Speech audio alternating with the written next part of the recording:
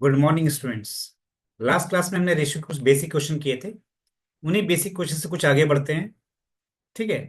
और कुछ और इम्पोर्टेंट कंसेप्ट को समझने की कोशिश करते हैं। राइट। देखिए।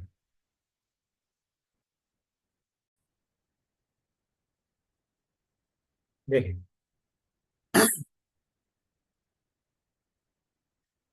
कई स्टूडेंट्स कुछ फॉर्मूले को रट लेते हैं।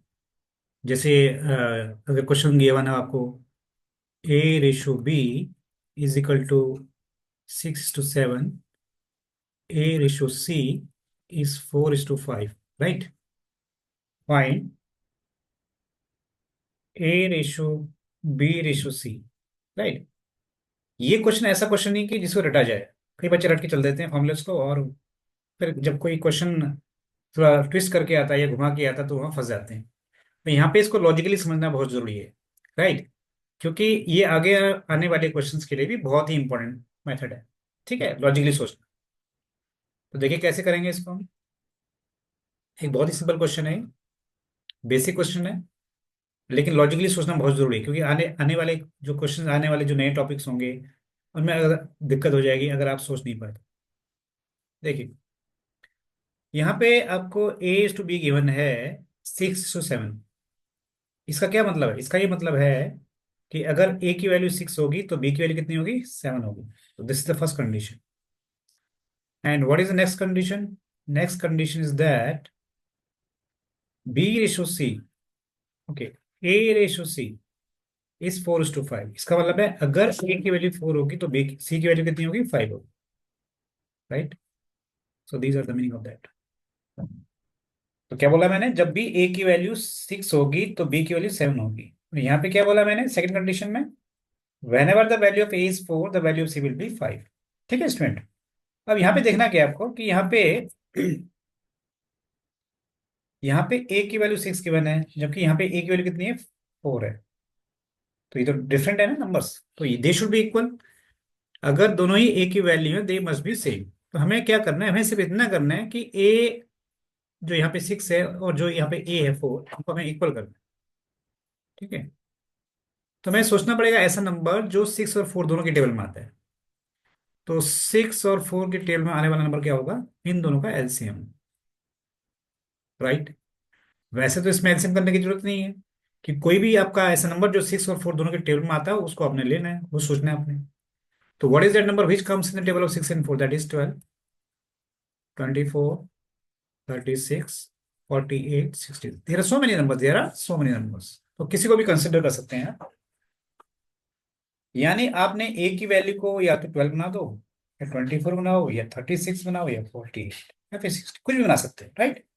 जैसे मैं लिस्ट नंबर लेके चलता हूँ, क्योंकि लिस्ट नंबर से कैलकुलेशन आसान रहती है। तो मैं इस ए की वैल्यू को 6 की जगह मुझे 12 बनाना है, तो मैं इस नंबर को किससे मल्टीप्लाई करूंगा? 2 से। राइट। यानी इस पूरी कंडीशन को 2 से मल्टीप्लाई कर दिया जाएगा। But I get 12:14। राइट। इसी तरह यहाँ पे ए की वैल्यू 4 है, मुझे इसको भी 12 बनाना पड़ेगा, because both are the values of A, they should be equal. तो इस 4 को किससे मल्टीप्लाई करूंगा कि 12 बन जाए? 3 से। तो ये क्या हो जाएगा? 12:15। तो आंसर आ गया। तो A/B/C, यानी आई कैन से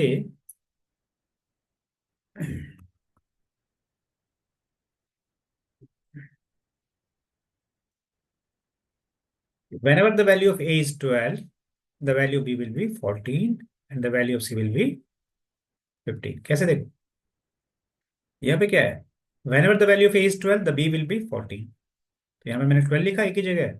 अगर मैंने A की जगह 12 लिखा तो B की जगह मुझे क्या करना पड़ेगा? 14। सेकंड कंडीशन में क्या है?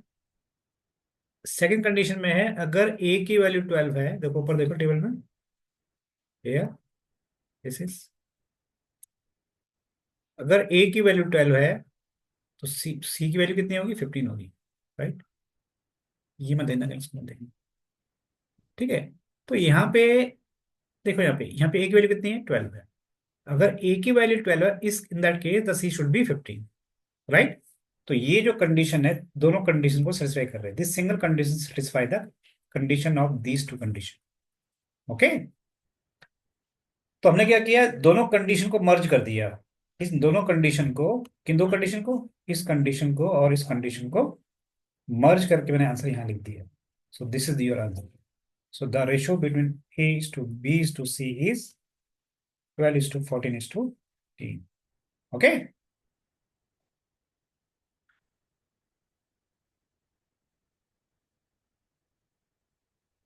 आई होप ये आपका, मेरा जो छोटा सा वीडियो आपको समझ में आया होगा।